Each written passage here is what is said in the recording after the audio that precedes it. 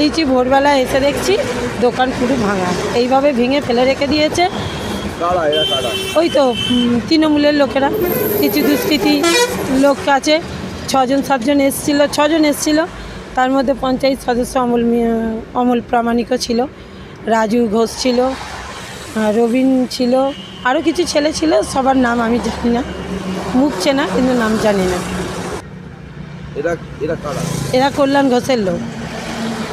ঘোষের লোক, তৃণমূলের লোক।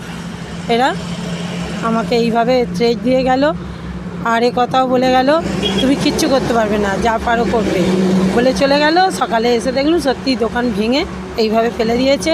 আমার দোকানে যা ছিল লুটপাট করে নিয়েছে।